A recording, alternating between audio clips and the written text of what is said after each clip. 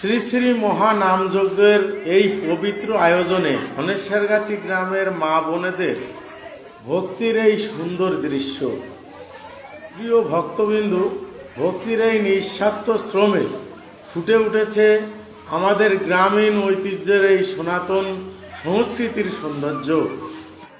শ্রী শ্রী হরিনাম যজ্ঞকে সফল করতে মা বোনেদের ভালোবাসা, পরিশ্রম আর ভক্তি সত্যিই অনুপ্রেরণা।